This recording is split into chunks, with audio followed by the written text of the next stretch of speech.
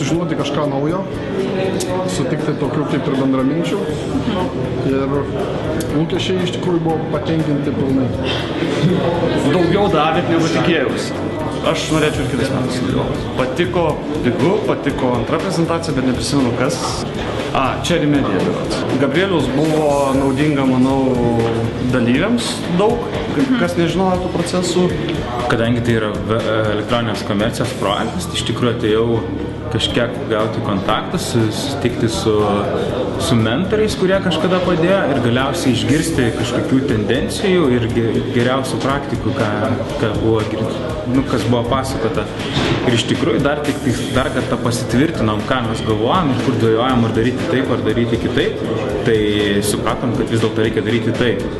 Mano tikslas čia buvo tiesiog pajausti, kuo gyvena komercija, kokios yra tendencijos, naujienos, tą pulsą pajausti. Tai tą pavyko šiandien padaryti. Kai ką naujo sužinojau iš EVP International įmonės, Mokėjimo LT pranešimų.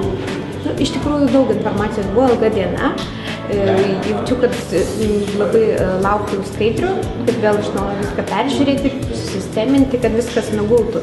Bet įspūdis geras, renginys, manau, pavyko. Pirmasis tikslas tai buvo paklausyti ir pasisemti patirties.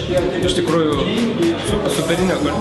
superinis renginys, kur buvo itin įdomus lektoriai. Įgavome tikrai daug žinių. Šiek tiek iš tikrųjų sužinojau apie pačią internetinį marketingą. Apie AdWordsus, apie transakcinius naujienlaiškus. Čia buvo šitas pagrindiniai dalykai.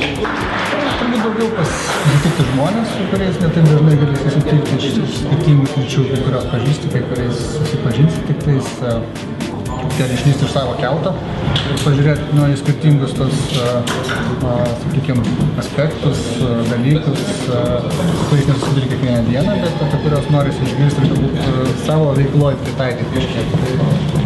Tie dalykai daugiausiai. Pakankamai koncentruoti vienoje dienoje, pakankamai daug skirtingų temų ir įmonių, nuo veikiančių įmonių iki konsultantų, įvairių paslaugų teikėjų.